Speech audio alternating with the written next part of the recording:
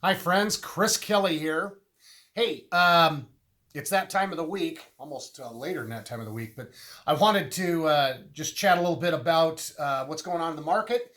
And I'm going to spend the next 2 or 3 weeks talking a little bit about an economic forecast that I was got to sit in on today. Dr. Lawrence Yun, he's the chief NAR economist for the National Association of Realtors. That's what NAR means for those that don't know. Sharp guy, and had some interesting things to say. I've actually seen him do two or three of these now this year, but he did one for our company, and we got a hold of the slides, and I thought there was enough interesting content in there. There was just too much for one video, so I'm going to break it up into some chunks. And there was some encouraging news or information in there that I think speaks a little bit to what I've been speaking about the past few weeks. Here's the inventory for us. The stats for Portland Metro for the week. Pending sales and new listings are down versus this time last year, which we know inventory is getting smaller. And because inventory is getting smaller, pending sales are smaller. Makes sense. Sold listings are real similar to last year. So the things that are coming to market are selling. There's just less of it. And of course, days on the market, median days 5. Median sales price 486. So we're still flirting with that $500,000 point. I did a search today just with a friend of mine looking at stuff on the mountain. I just did a search from 300,000 to 700,000 on everything in Mount Hood that was not a condo. There were, I think, 2.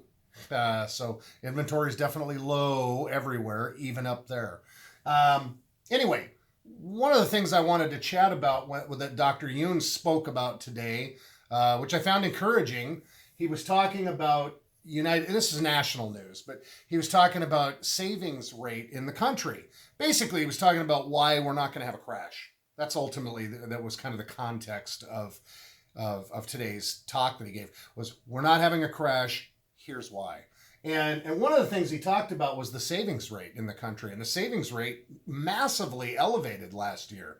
And what his take on it is that as vaccination happens and ultimately we get to some normalcy in our lives, there's going to be a pumping of money into into various places in the economy that will create more jobs. More jobs will create more money, and so on and so forth. So it's a good thing in a big way, and I would tend to agree with him. That makes great sense. People aren't going to keep their money in savings forever. As soon as times are good, they're going to book flights. They're going to go eat. They're going to go do things. They're probably going to buy things more so than they have been. So anyway, I found that to be encouraging. The other, sorry, I'm going to turn away just for a moment. The other stat that I thought was very encouraging, and this has everything to do with inventory and that question I've asked about how are we going to get things back to inventory levels that are palatable.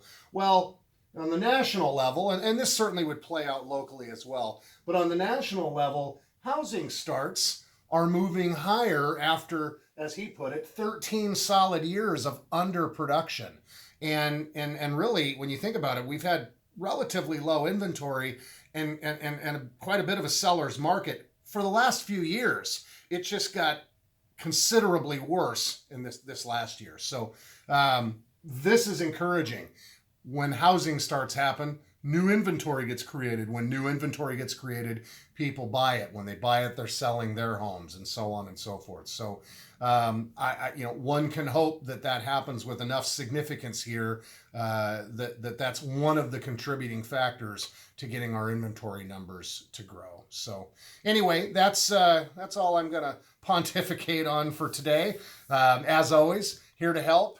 Here to talk with you about your circumstances. If there's anything that I or we can be doing, please don't hesitate to reach out. All right, until the next time.